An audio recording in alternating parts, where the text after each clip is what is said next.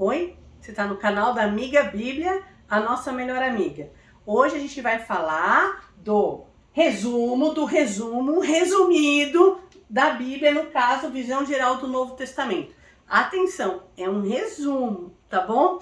Para te ajudar a ter uma visão geral e entender também sobre... Para começar a estudar a Bíblia livro por livro, tá bom? Vamos lá. Novo Testamento. Qual que era a situação que começa o Novo Testamento? Se você não viu no canal ainda, tem um vídeo que fala do Velho Testamento, tá? O povo judeu estava vivendo sobre as regras de Deus. Só que eles faziam essas regras tornar-se um legalismo. Quer dizer, valia muito mais a regra do que obedecer realmente ao próprio Deus, tá? Eles estavam vivendo nesse período. Eles estavam oprimidos pelo Império Romano. Naquele tempo que Jesus vem, quem está governando boa parte do mundo é Roma. E os judeus não gostavam, não queriam ser mandados por outro povo. Então eles estavam vivendo oprimidos, né?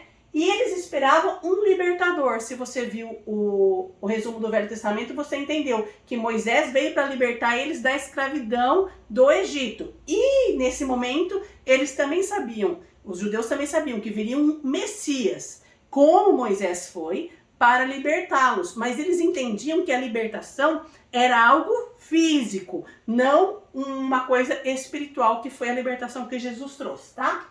Vamos lá. Nascimento de Jesus. Antes de Jesus nascer, Deus manda um profeta, que era João Batista, que vem para preparar o caminho de Jesus. E ele pregava o quê? O arrependimento. Parece que isso meio caiu da moda, falar que você está arrependido, né? As pessoas hoje em dia falam assim, eu não me arrependo de nada que eu fiz. Gente, a Bíblia fala que a gente precisa se arrepender, tá bom? De o que a gente faz que não é de acordo com a vontade de Deus, tá? Jesus pregava o arrependimento, é o primeiro passo para recebermos Jesus em nossas vidas. Então, como que João Batista preparou o caminho? Arrependam-se. Era a pregação que ele fazia e foi a primeira pregação que Jesus fez também. Maria, serva valorosa e corajosa, ela era uma jovem corajosa, né? Recebeu o chamado de Deus e aceitou o chamado de Deus para ser mãe de Jesus, né? Jesus veio ao mundo de forma sobrenatural, que vocês sabem que ela ficou grávida do Espírito Santo, né? Vamos lá. E o ministério de Jesus? Com 30 anos, Jesus começa seu ministério, tá? Ele chama 12 homens judeus, mas cada um com a sua personalidade, a sua maneira de ser, a sua realidade de vida, né? Então, 12 homens que são os 12 apóstolos ou os 12 discípulos, não sei exatamente como que você conhece, tá? Por 3 anos, Jesus discipula esses homens. Discipula quer dizer ensina, mostra o caminho, explica detalhe por detalhe. E ele também ensina ao todo o povo sobre o reino de Deus e sobre a vida prática do que é servir a Deus, tá? Porque os judeus tinham regrinhas. Por exemplo, assim, eles consideravam um pecado mortal você comer sem lavar as mãos.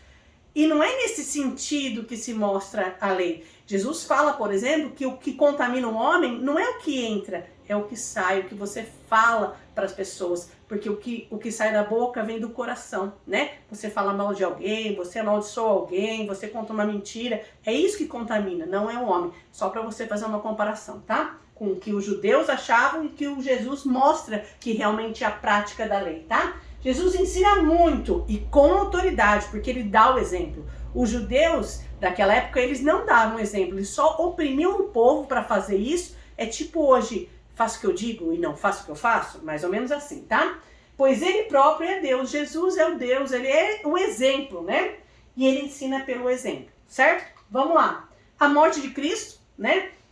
O próprio povo de Jesus, os judeus, os entregaram para ser morto. Entregou Jesus para ser morto. Olha que horror, né? É feio isso. E até engraçado dizer, porque eu estou estudando a Bíblia com algumas amigas, elas falam assim, nossa, mas como que os judeus fizeram isso? A gente vai ver aqui, ó. Jesus falava a verdade. E as pessoas não querem ouvir a verdade e decidiram matá-lo. As pessoas não querem ouvir a verdade, porque a verdade muitas vezes dói, vem de encontro ao nosso coração, ao nosso pecado, à nossa falha. Entendeu? As pessoas não querem ouvir a verdade. Se você parar o vídeo agora, quer dizer que você não quer ouvir a verdade. Vai até o fim, tá bom? Vamos lá. Jesus veio como libertador. Porém, não como um libertador como Moisés foi do libertador do pessoal que era escravo do Egito.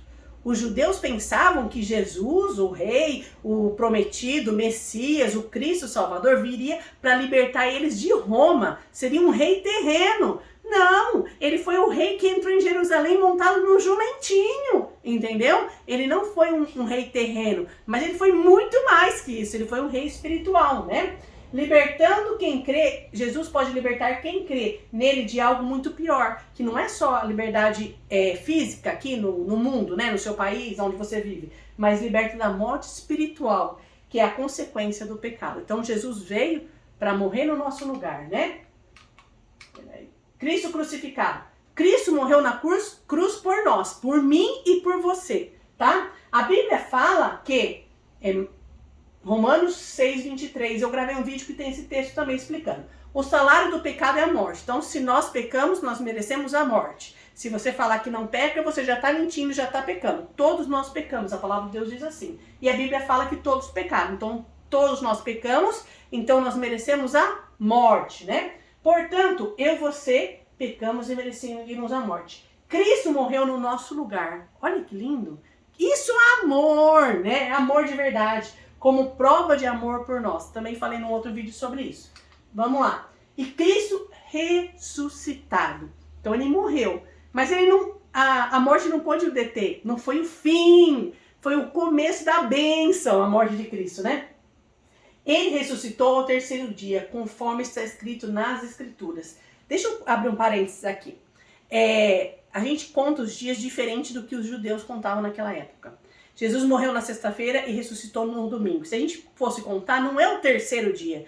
Mas, na época, os judeus contavam 1 dia, 2 dias, 3 dias. Então ele contou sexta-feira, contou sábado e contou domingo, tá? É uma coisa que eu sempre ficava na dúvida, mas como o terceiro dia, na verdade esse é o segundo dia, passou 2 noites, né?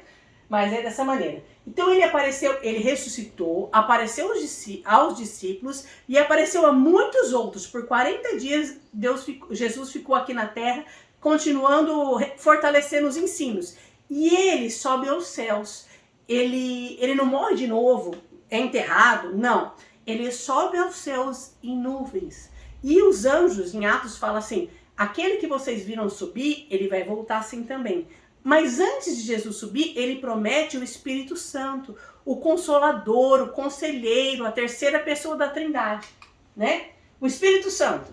Aí agora já é em Atos, tá? Porque a gente contou até aqui é Mateus, Marcos, Lucas, João, que são os evangelhos, tá? Vamos lá. E depois eu vou explicar sobre cada livro, tá? Esse aqui é o resumo, tá? O Espírito Santo.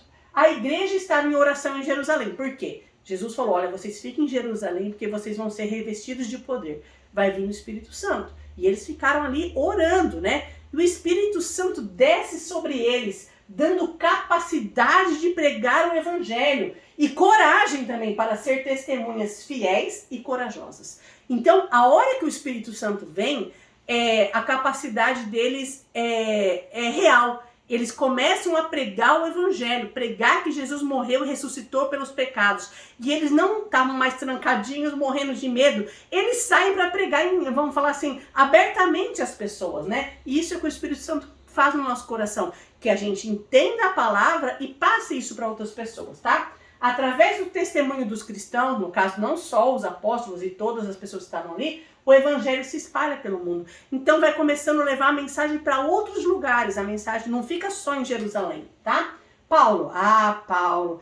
Teve uma amiga que começou a estudar a Bíblia comigo e ela falou assim, nossa, nunca pensei que Paulo fosse tão importante na Bíblia, né? Vamos lá. Paulo era um judeu ferrenho, aqueles cara que pegava de jeito mesmo, todas as regrinhas da lei, tá? Ele odiava o Cristo e os cristãos, tanto que ele concordou com a morte de vários cristãos. Ele foi em várias cidades, sabe para fazer o quê?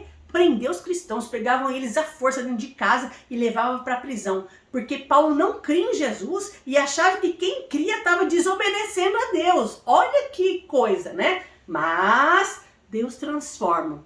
Ontem eu falei com uma amiga minha falando sobre que Deus transforma o coração de pedra das pessoas. Ela falou, será? Eu contei a história de Paulo para ela, ela falou assim, Deus transforma. Vamos lá. Mas no caminho de Damasco, na verdade, ele pegou uma carta, uma autorização de um líder judeu e falou, vou lá para Damasco para prender os cristãos. Mas no caminho de Damasco ele encontra alguém. Quem? Jesus, Cristo aparece para ele e ele se converte e ele toma a decisão de ser um cristão, ele se torna um cristão. Aquele judeu que perseguia, né? Fala, ele passou a ser perseguido. Paulo conhecia profundamente o Velho Testamento.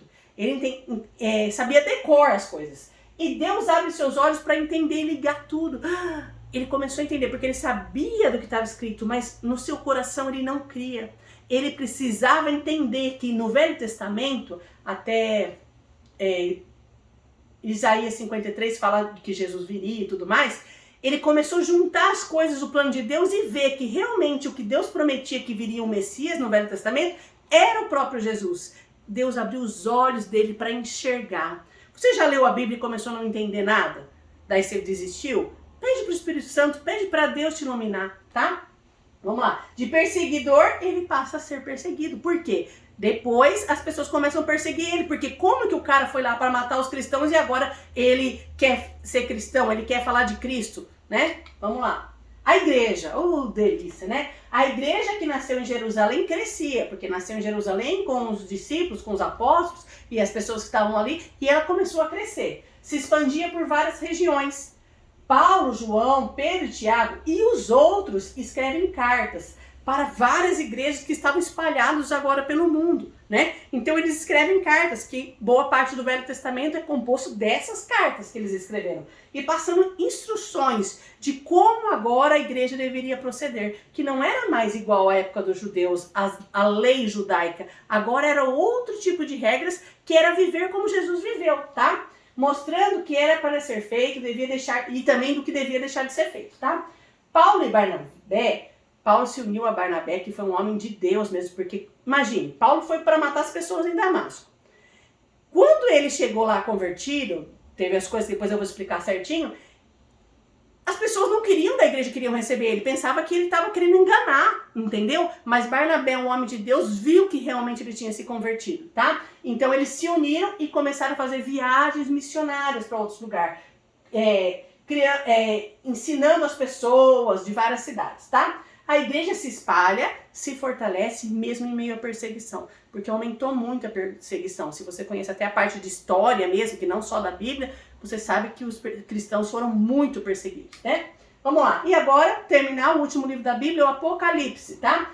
São profecias dos fins dos tempos. Algumas já se cumpriram, hoje outras estão se cumprindo e muitas ainda vão se cumprir, tá? Profecia sobre a volta de Cristo para buscar os cristãos verdadeiros. Eu não estou falando aqui que é alguém de religião, não é uma religião só que vai ser salva, de maneira nenhuma.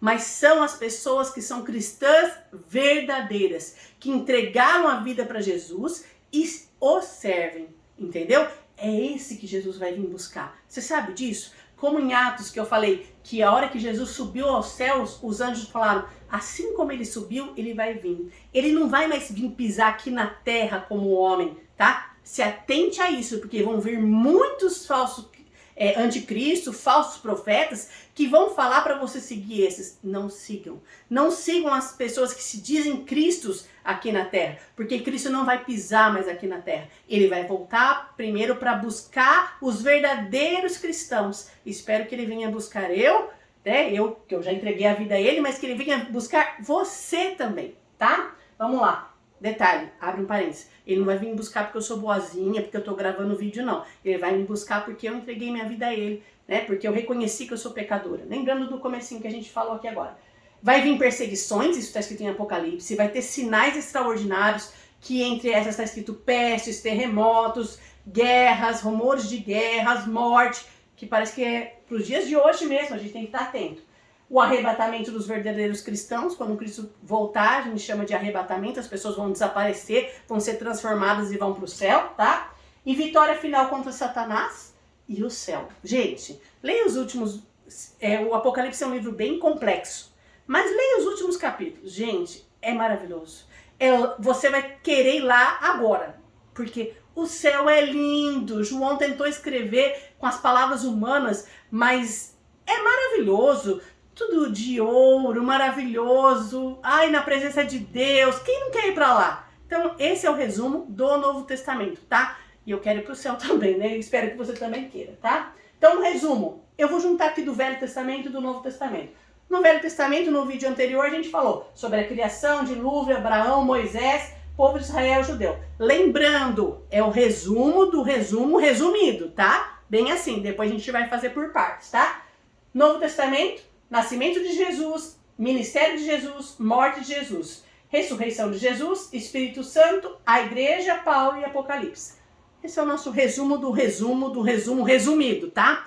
É lógico que a gente tem que sempre buscar Deus, mas é para você começar a entender.